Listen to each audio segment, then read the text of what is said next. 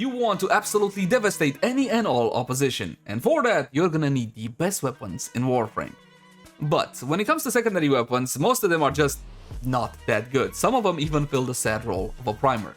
However, there are a few that dominate the landscape and are capable of whatever content you can throw at them. Today we're talking about these monsters, the 3 best secondary weapons in Warframe, in no particular order. I fully built, played with and tested all of these weapons, and you can find link to the detailed build guides in the card.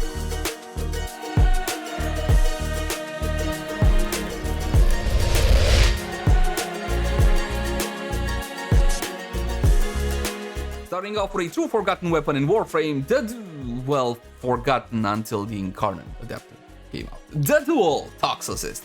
Nobody was expecting the Incarnate Adapter to take this weapon from nothing to champion, but the Incarnate Dual Toxicist is an absolute beast of a secondary weapon.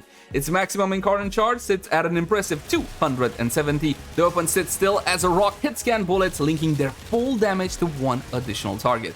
Careful now, when you're using the weapon normally, it may look like it's linking to multiple, but one bullet will be linking to one additional target. Multi-shot, however, can link to different targets, creating the effect of a multi-link, at least visually. It doesn't end there, however. The frenzy buff is retained in Incarnon form, and you can also throw on a couple of green shards on your Warframe and secondary encumber on the weapon, and then you have full armor strip and priming out of the same weapon, making Galvanized Shot an absolute must-have in the build. It basically does almost everything, but it's not perfect.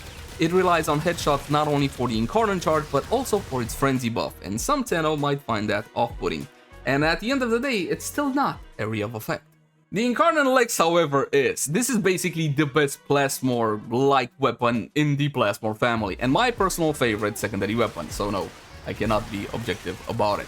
The base projectiles comes with a hefty range of 30 meters, but the drop-off starts at 15, and also has forced impact procs, which will go perfectly with Hemorrhage, getting us consistent slash procs. Just a single shot out of the Mighty Lex is fully capable of clearing the entire corridor of whatever was moving. If the contact damage doesn't melt your targets, then the follow-up slash proc should.